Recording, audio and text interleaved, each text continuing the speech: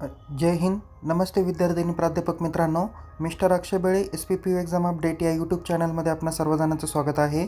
आत्ताच्या व्हिडिओमध्ये आपण MCOM part first semester second जे विद्यार्थी 2023 पॅटर्नला आहे या विद्यार्थ्यांसाठी आपण सेमिस्टर सेकंडमध्ये कोणकोणते सब्जेक्ट आहे, म्हणजे जर ग्रुप ए असेल, बी असेल, सी असेल, डी पार आपल्याकडे जे काही 8 ग्रुप आहे, तर या प्रत्येक ग्रुपला आता सेकंड सेमिस्टरला कोणते सब्जेक्ट असणार आहे, त्यांचा सिलेबस काय असणार आहे, इंटरनल प्रत्येक विषयाला किती असणार आहे, एक युनिव्हर्सिटी एक्झामला किती मार्क्स आहे, कोणते सब्जेक्ट मराठी आणि कोणते सब्जेक्ट इंग्लिश असणार आहे, म्हणजे मिडियम ऑफ सब्जेक्ट हे देखील आपण या व्हिडिओमध्ये बघणार आहोत. त्यामुळं विद्यार्थी मित्रांनो, हा व्हिडिओ शेवटपर्यंत नक्की बघा.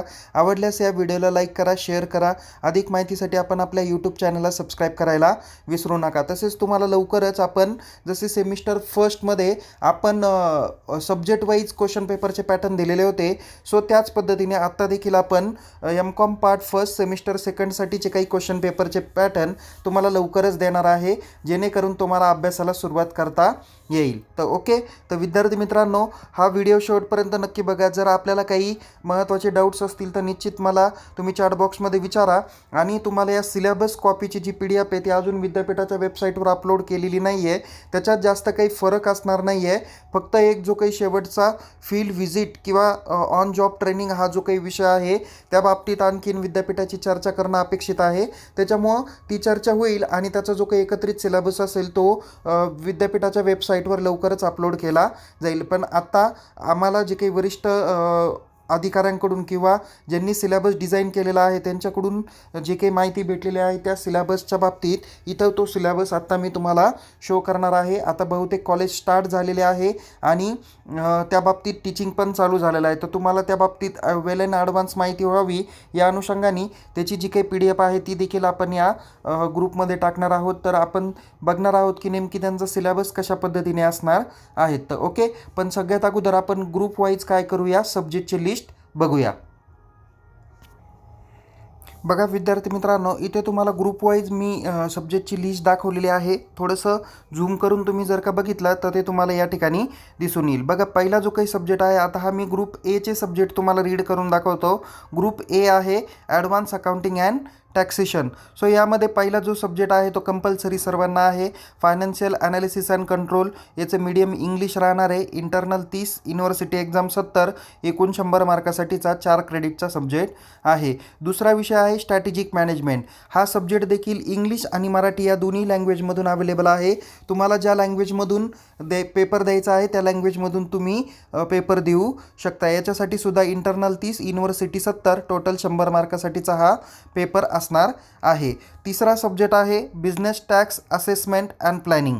हा इंग्लिश सब्जेक्ट राहणार आहे. इंटरनल 30, एक्सटर्नल 70, एकूण 100 मार्कासाठीचा पॅटर्न राहील. नंतर आहे इनडायरेक्ट टॅक्सेस, GST आहे. हा पेपर इंग्लिशमधून राहील, ज्याला इंटरनल 15, युनिव्हर्सिटी एक्झाम 35 मार्क, एकूण 50 मार्कासाठीचा हा सब्जेक्ट आहे. त्याच्यानंतर पाचवा सब्जेक्ट आहे स्पेशलाइज एरियाज इन अकाउंटिंग. हा पण मीडियम इंग्लिश राहणार आहे.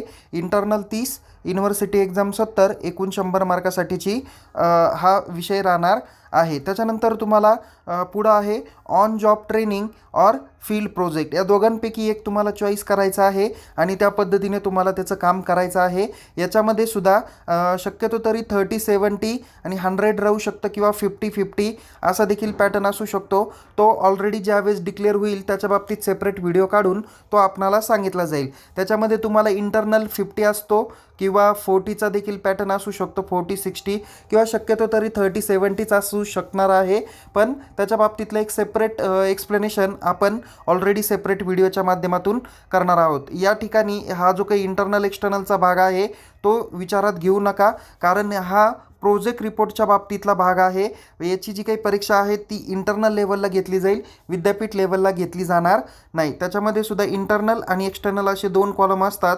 शक्यतो तरी विद्यापीठाने ज्या गाईडलाईन्स दिलेल्या आहे त्याच्यामध्ये 50-50% सांगितलेलं आहे. पण आपण ऑलरेडी त्यावेळेस ते डिस्कशन निश्चित त्याचा जो काही डिटेल सिलेबस येईल त्यानुसार आपण करणार आहोत. नंतर MCOM पार्ट फर्स्ट सेमिस्टर सेकंडमध्ये जो B ग्रुप आहे त्याचं नाव आहे कमर्शियल लॉ अँड प्रॅक्टिस. यामध्ये पहिला subject as it is financial analysis and control राहणार आहे. इंग्लिश मीडियम 30-70 पॅटर्न 100 मार्क्स राहतील.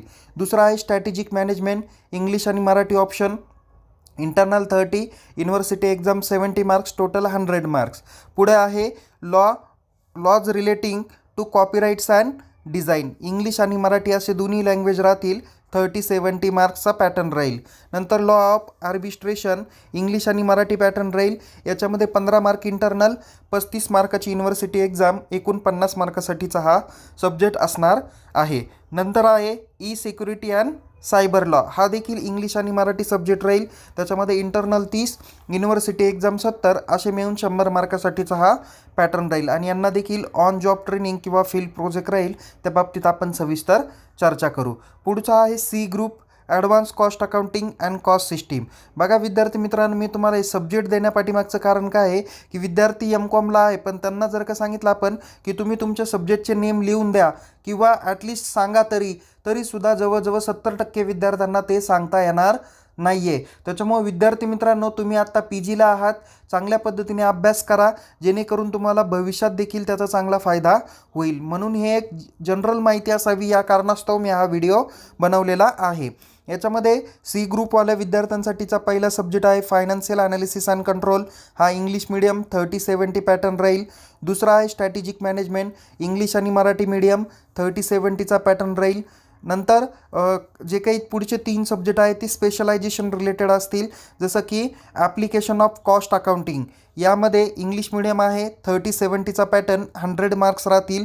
त्याच्यानंतर व्हरायन्स ॲनालिसिस अँड इंटरप्रिटेशन, हा पण इंग्लिश मीडियम राहील. याच्यामध्ये 15-35चा पॅटर्न राहील 50 मार्कासाठी. त्याच्यानंतर cost control and cost system English medium राहील 30-70 पॅटर्न राहील. आणि पुढचा आहे 6वा ऑन जॉब ट्रेनिंग किंवा फील्ड प्रोजेक्ट, या दोघांपैकी एक तुम्हाला सिलेक्ट करायचे आहे. याच्यामध्ये इंटरनल आणि युनिव्हर्सिटी एक्झामचे मार्क आत्ता कन्सिडर करू नका. त्याच्यानंतर पुढे आहे D group cooperation and rural development. बघा याच्यामध्ये जवळजवळ तुम्हाला 6पैकी तुम्हाला 4 सब्जेक्ट तुम्हाला काय आहे इंग्लिश आणि मराठी असे दोन्हीही ऑप्शन्स आहे. पहिला सब्जेक्ट आहे financial analysis and control English medium आहे, याच्यामध्ये 30-70चा पॅटर्न आहे. त्याच्यानंतर दुसरा आहे स्ट्रॅटेजिक मॅनेजमेंट, हा देखील इंग्लिश आणि मराठी सब्जेक्ट राहील, यामध्ये पण 30-70चा पॅटर्न राहील. त्याच्यानंतर मॅनेजमेंट ऑफ कोऑपरेटिव्ह मुवमेंट, हा देखील इंग्लिश आणि मराठी सब्जेक्ट राहील, त्याच्यामध्येही 30-70चा पॅटर्न राहील. पुढे दिलेला आहे rural entrepreneurship and micro finance, हा पण इंग्लिश आणि मराठी यामध्ये सब्जेक्ट अवेलेबल आहे, पण याला 15 मार्क इंटरनल आणि युनिव्हर्सिटी एक्झाम 35 मार्काची, असे मिळून 50 मार्क 2 क्रेडिटसाठी हा सब्जेक्ट आहे. त्याच्यानंतर 5वा सब्जेक्ट आहे इंटरनॅशनल कोऑपरेटिव्ह मुवमेंट, हा पण इंग्लिश आणि मराठी या भाषेमध्ये अवेलेबल आहे. 30-70चा पॅटर्न आहे, एकूण 100 मार्कासाठीचा हा सब्जेक्ट आहे. आणि पुढचा 6वा आहे ऑन जॉब ट्रेनिंग किंवा फील्ड प्रोजेक्ट, हा पण तुम्हाला इंग्लिश किंवा मराठीमधून ज्याच्यामधून तुम्हाला योग्य वाटेल त्यामध्ये तुम्ही प्रोजेक्ट रिपोर्ट करू शकता किंवा त्याच्या सविस्तर गाईडलाईन्स आपण नंतर बघूया. नंतर पुढे आहे ई ग्रुप आहे बिझनेस प्रॅक्टिसेस अँड इन्व्हायरमेंट, यामध्ये पहिला subject as it is financial analysis and control English medium 30-70चा पॅटर्न. त्याच्यानंतर दुसरा आहे स्ट्रॅटेजिक मॅनेजमेंट, ज्याला मराठीमध्ये व्यूहरचनात्मक व्यवस्थापन असं म्हटलं जातं. हा सब्जेक्ट मराठी आणि इंग्लिश लँग्वेजमध्ये भेटेल, यामध्ये सुद्धा तुम्हाला 30-70चा पॅटर्न दिलेला आहे. नंतर पुढचा आहे स्पेशलायझेशन रिलेटेड, त्याला मॉडर्न बिझनेस प्रॅक्टिसेस म्हणलं जाईल, इंग्लिश आणि मराठी सब्जेक्ट अवेलेबल आहे, 30-70चा पॅटर्न आहे. पुढे आहे बिझनेस लॉज अँड इथिक्स, हा इंग्लिश आणि मराठी सब्जेक्ट 15 आणि 35 मार्कासाठी आहे. नंतर आहे बिझनेस इन्व्हायरमेंट अँड ॲनालिसिस, हा इंग्लिश आणि मराठीमध्ये अवेलेबल आहे आणि 30-70चा पॅटर्न असणार आहे. पुढचा सब्जेक्ट सर्वांना कॉमन आहे, तो म्हणजे ऑन जॉब ट्रेनिंग किंवा फील्ड प्रोजेक्ट. ओके. त्याच्यानंतर पुढचा आहे बिझनेस ॲडमिनिस्ट्रेशन रिलेटेड, याच्यामध्ये देखील सब्जेक्ट मराठी आणि इंग्लिश अशा दोन्ही लँग्वेजमध्ये अवेलेबल आहे. पहिला सब्जेक्ट सगळ्यांना कंपल्सरी आहे, तो म्हणजे financial analysis and control English medium subject राहील फक्त. तो 30 mark internal, 70 mark university exam, एकूण 100 मार्क 4 क्रेडिटसाठी सब्जेक्ट राहील. पुढे आहे स्ट्रॅटेजिक मॅनेजमेंट, तो पण इंग्लिश आणि मराठी राहील, त्याच्यामध्ये 30-70चा पॅटर्न 100 मार्क्सला सब्जेक्ट राहील. पुढे आहे business ethics and professional value, हा पण इंग्लिश आणि मराठीमध्ये सब्जेक्ट राहील, 30-70चा पॅटर्न 100 मार्क्स राहील. नंतर पुढे कॉर्पोरेट सोशल रिस्पॉन्सिबिलिटी, ज्याला CSR म्हटलं जाईल, हा इंग्लिश आणि मराठी सब्जेक्ट राहील. 15 mark internal, 35 mark university exam, एकूण 50 मार्कासाठीचा हा सब्जेक्ट राहील. पुढे आहे एलिमेंट्स ऑफ नॉलेज मॅनेजमेंट, तो इंग्लिश आणि Marathi subject, internal 30, university exam 70 marks, असे मिळून 100 मार्कासाठीचा हा सब्जेक्ट राहील.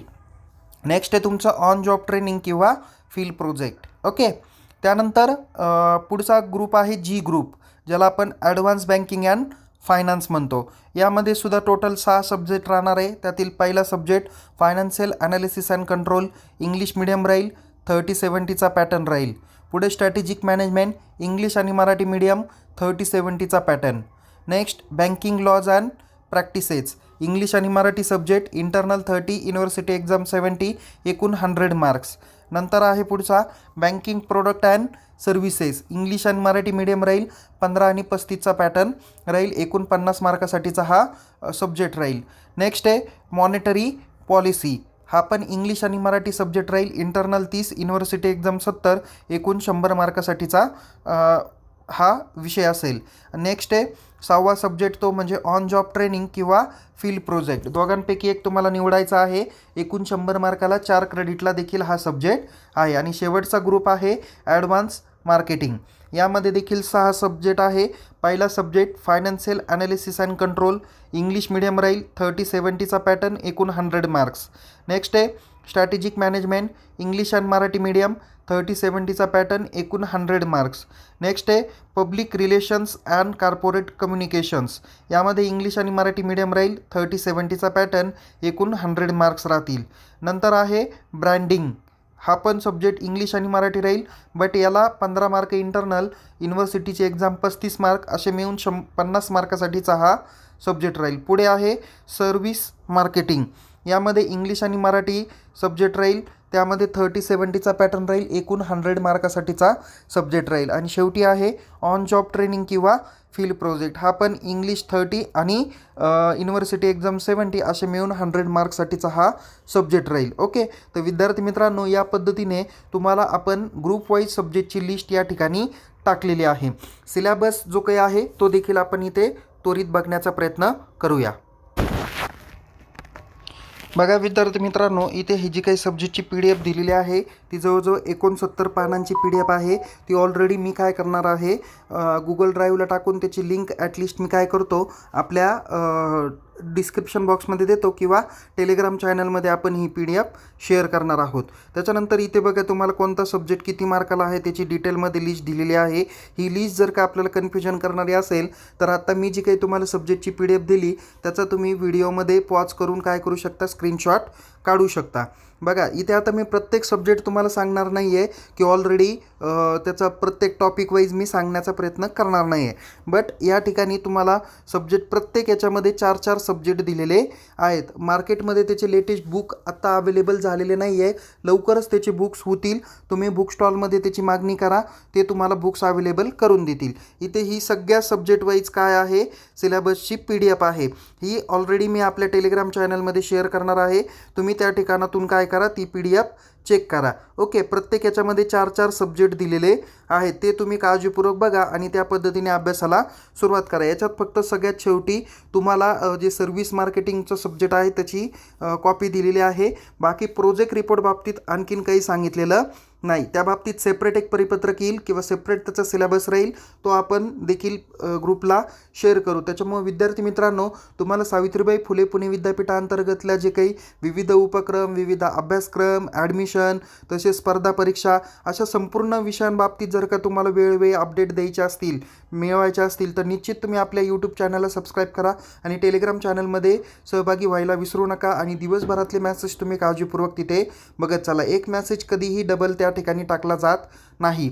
ज्या अर्थी तो जास्त गरजेचा आहे त्याच वेळेस तो मॅसेज काय केला जातो, आपणापर्यंत वारंवार शेअर केला जातो. पण बहुतेक विद्यार्थी काय करत आहे की मेसेजच रीड करत नाही आणि वैयक्तिक मेसेज करून विचारतात, सर हा निकाल कधी, किंवा हे याचं काय आहे आणि त्याचं काय आहे. मग मला त्यांना ती व्हिडिओ पुन्हा अगेन शेअर करावी लागते. सो मी कामामध्ये बिझी असल्या कारणामुळं मी प्रत्येकाला इंडिव्हिज्युअल उत्तरं देऊ शकत नाही.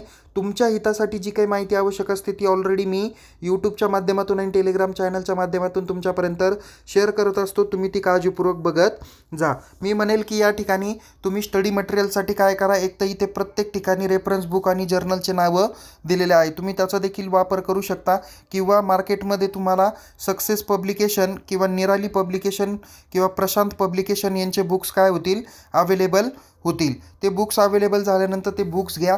तुम्ही PGला आहात तर विद्यार्थी मित्रांनो, निदान आपण आपल्या एका ड्रेसच्या खर्चामध्ये तरी आपण आपले बुक्स हे घेतले गेले पाहिजे, जेणेकरून तुम्हाला त्याचा फायदा होईल. म्हणून विद्यार्थी मित्रांनो, मी तुम्हाला म्हणतो आहे की शक्यतो तरी तुम्ही स्वतःचे सेल्फ स्टडी मटेरियल तुम्ही उपलब्ध करा आणि त्याचा अभ्यास करा. परीक्षा सुरू होण्यापूर्वी किमान तुमच्याकडे 2 ते 3 वेळेस हे संपूर्ण पुस्तक वाचून झाले पाहिजे आणि परीक्षेच्या वेळेस ॲटलिस्ट 2 टाईम तुमची रिव्हिजन झाली पाहिजे. ओके, आपण तुम्हाला काही इम्पॉर्टंट क्वेश्चन्स देखील देण्याचा प्रयत्न करू किंवा क्वेश्चन पेपरचे फॉर्मॅट पण आपण महत्त्वाचे तुमच्यापर्यंत सांगणार आहे. त्यामुळे विद्यार्थी मित्रांनो, तुम्ही बाकीच्या देखील अपडेट मिळवण्यासाठी आत्ताच आपण आपल्या यूट्यूब चॅनलला सबस्क्राईब करा आणि टेलिग्राम चॅनलमध्ये निश्चित सहभागी व्हा. लिंक डिस्क्रिप्शन बॉक्समध्ये देण्यात आलेली आहे. पुन्हा एकदा भेटूया एका नवीन विषयासह, नवीन व्हिडिओसह. तोपर्यंत टेक केअर.